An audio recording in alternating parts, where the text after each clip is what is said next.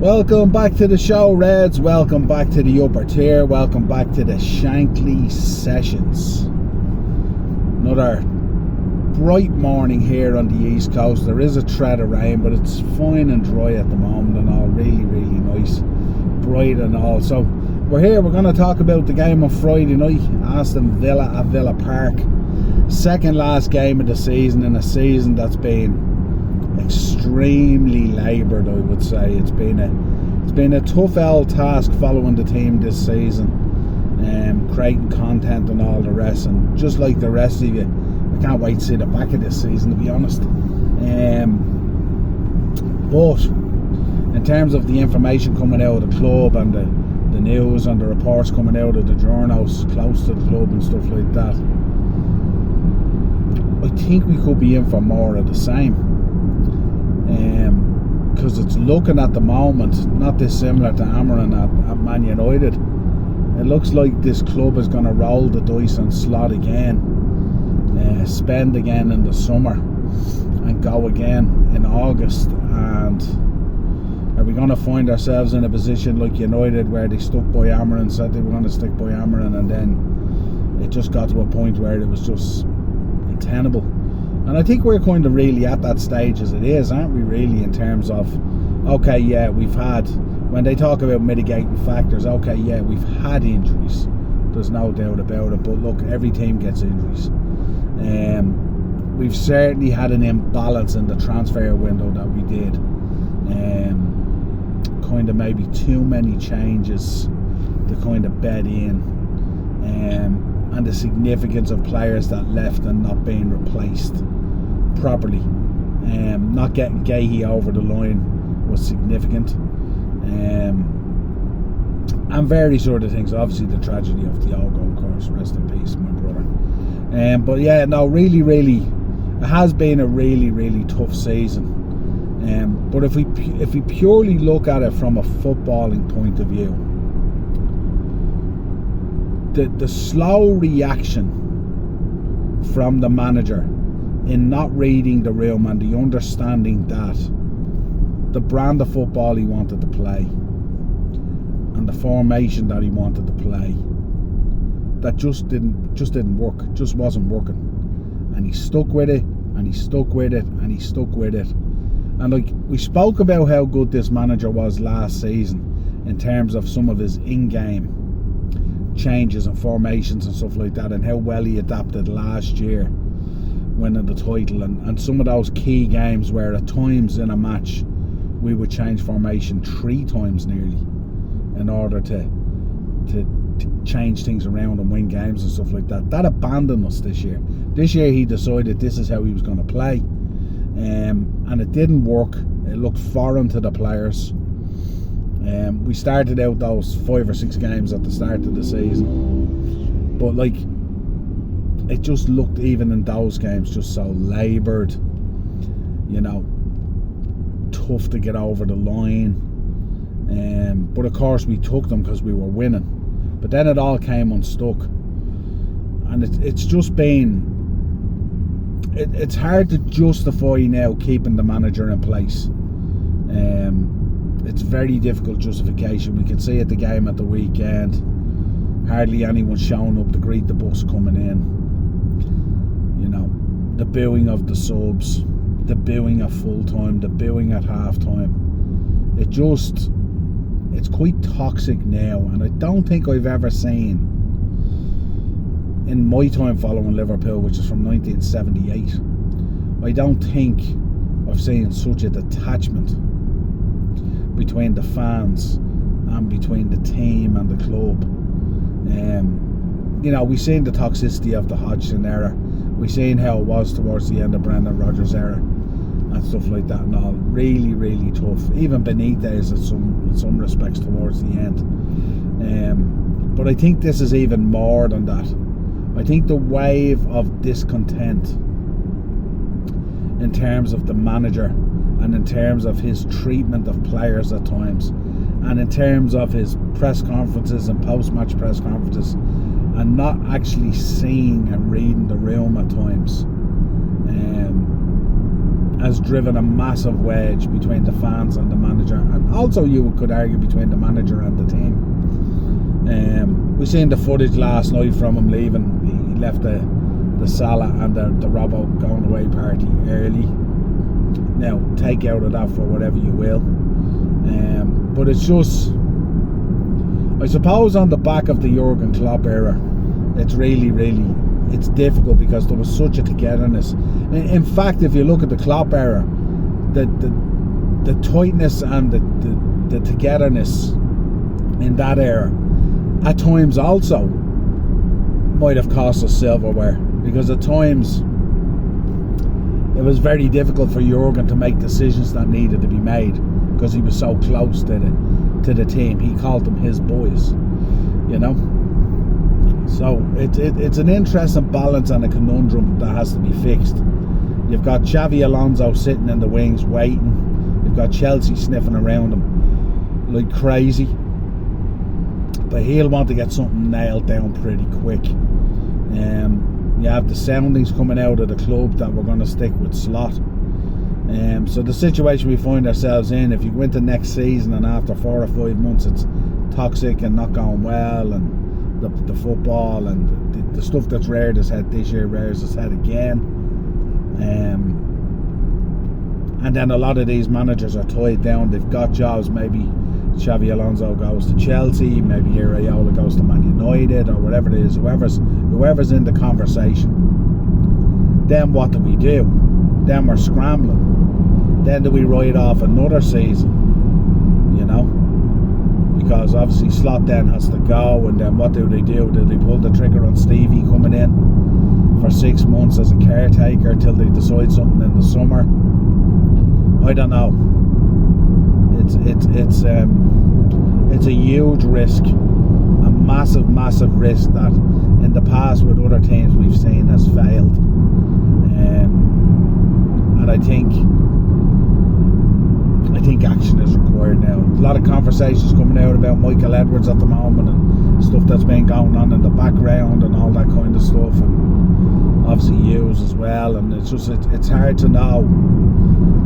Like, we know there's been a lot of stuff going on in the background. There's no doubt about it that has affected things on the pitch as well.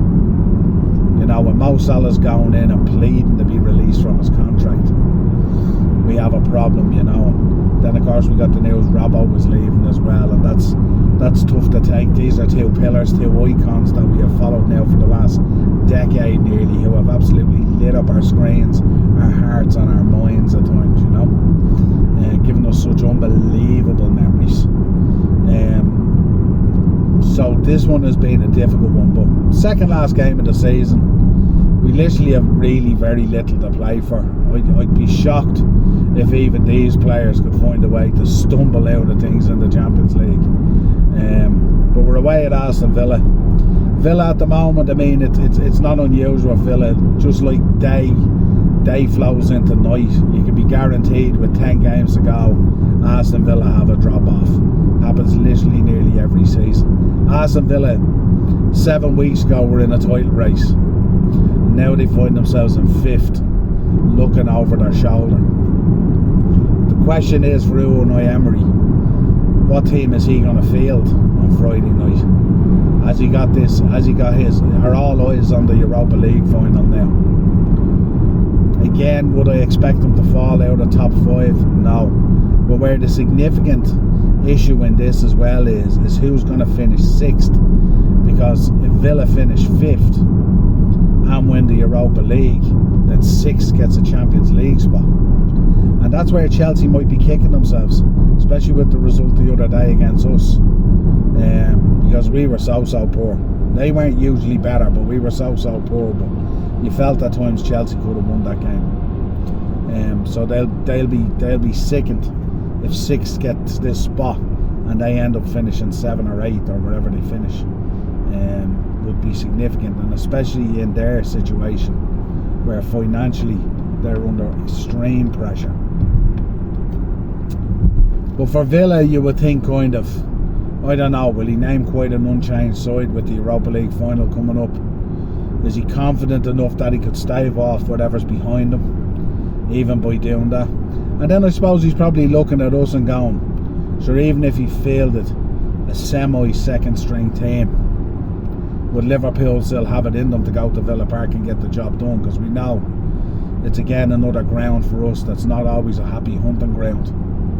And with the current condition and state of our team at the moment and the mentality in the gutter and all, you have a lot of players now probably looking towards the World Cup now that are just prancing around and not putting that shift in, really, not putting those tackles in with fear of missing out on the World Cup.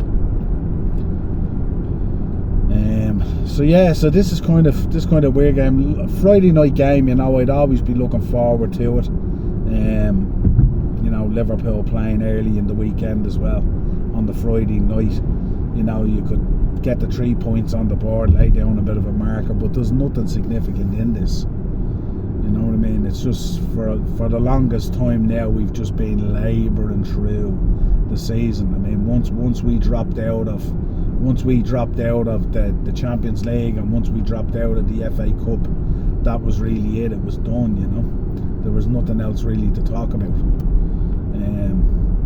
Which is very, very sad, really, the way the season went. And we did say that significant change was needed, and that would be very, very important. And it should have been change. I mean, there should have been change at Christmas, and there wasn't. But we'll have to see how this all plays out now. Is this just being put out to the media at the end of the season? Has a decision on slot already been made? Very, very difficult to justify keeping him in the job. I think we've lost 19 games this season, 11 in the league, which is literally nearly a third of our league campaign we have lost. Very, very hard to justify keeping a manager with that record in situ. But again, I think if you look at the background situation as well, I think Hughes and Edwards also have a lot to answer for. You know, I think significant monies was spent, but did they truly really identify the holes in the team, knowing that Trent was going, knowing that Luis Diaz was going? You know, the situation with Cody Gakpo is, for me, and no disrespect to Cody Gakpo, I think Cody Gakpo is nothing more than a squad player. I think having to play him as a striker, having to play him as a left winger, I think that's been part of our downfall. I think it's been poor. You know, the drop off in Salah, you know, is it significant enough to assume that a lot of his success was on the back of the quality of Trent and what Trent used to do for him and stuff like that? Not taking away from what he did himself either, like, you know. But we knew going into this season as well that Salah was never going to hit the numbers again. He had his best season last season numbers-wise for Liverpool, so the chances of him actually knocking it out of the park again, you know, would be asking a lot. And I suppose the whole idea of bringing in the likes of a player the level of Wirtz and Isaac was that, you know, that load could then be shared, you know, and that Salah wouldn't have to be as significant as he was last season, because Alexander Isaac coming into that Liverpool side, I think most people would have thought 20 goals. I think Florian Wirtz would have been looking at maybe 12 to 15 plus a bunch of assists. But the team this year has just seemed really, really imbalanced, you know. They're not really playing it. Like, I think we basically nearly dropped the 6th position, didn't we? And you had Gravenberch and McAllister playing in a kind of a pivot 2/8s, which means there was no protection afforded to the back line. You have Konate for most of the season has been just all over the shop. His head's been a mess due to the contractual situation. You know, he was pimping himself out for Real Madrid, to the realisation came that, Jesus, what's going on in Real Madrid? Who would want to go there and stuff like that at the moment, you know? But this game, I mean, I think we can expect an entertaining game. I think Villa might bring in players that might want to give Unai Emery maybe something to think about. The Villa fans will keep it going. They'll be fairly buoyed as well, especially reaching that final. They'll want to keep some sort of a wave going in the team, while trying to protect significant players for the final, but kind of keep them in the loop. So I'd kind of expect changes, but probably not significant enough to make our life in any way easy, because listen, we haven't played an easy game all season. Let's be honest, every game has been laboured and disjointed and a struggle and a hard-earned win or a draw. I think this will probably be a draw. You're looking at 2-2. Generally when we go to Villa Park, I think there's always goals in the game, because we're kind of quite open. They tend to be quite open as well a little bit, because they do attack a lot. But yeah, again, second last game of the season. Let's get it done.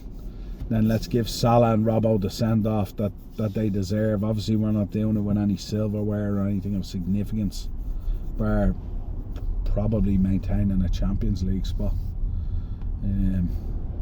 which should be the absolute bare minimum. The absolute bare minimum for Liverpool Football Club. So yeah, I'm going to go with a 2-2. Another draw, and that'll be that. Then we can go into the last game of the season. Don't have to worry or panic or fret about that. And then it remains to be seen what happens after the last day of the season. Is the club telling the truth, or is it feeding the journos bullshit? Is the club telling the truth that it's going to stand behind this manager and give him the support he needs in the summer to fix up whatever pockets are in the team, and you know, where he feels we're weak, and you know, but then I'm trying to figure out what style of play are we playing, because if you look at our play this season, I couldn't tell you what formation we play, what structure we play. I couldn't even tell you what Liverpool's identity has been this season. And if that's the feeling around the place, how do you even go about plugging gaps or fixing issues and stuff like that when it's not overly clear what the issues are, because there's issues all over the place. Will Hughes and Edwards be still there? Who knows? But there's a huge wave, massive wave at the moment. You can see it in the media, you can see it in the terraces and in the stands, you can see it online, you can see it in content creation. There is no appetite whatsoever to go into next season with this manager in charge. And it's a shame the way it's all unravelled, really, because last season was somewhat a joy. I know from January onwards there was significant warning signs at times about, you know, we didn't play great either. You know, I mean, the league was really done at Christmas or just thereafter. But you're saying last season, even maybe from February through to May or April or whatever it was, there was significant warning signs there that we weren't playing well, for whatever reason. So let's see what happens, Reds. If you could like, subscribe and hit that bell notification button. It is the upper tier, and like I tell you every drive time, the Shankly Sessions playlist is where you'll find all the Liverpool content. We will talk to you again real soon, Reds. No doubt we'll get the reaction for Aston Villa. I will be on tomorrow night as well with Darren. We'll be on the Thursday Tier Talk previewing the weekend's action. And of course we got to talk about an FA Cup final. And don't forget, of course, tonight you have Palace and Man City. Can Man City keep it going, or can Palace could Palace hand Arsenal the league? Let's see what happens tonight. But a significant weekend coming up in the title race and the relegation battle. Talk to you again real soon, folks. Enjoy the rest of your week. Cheers.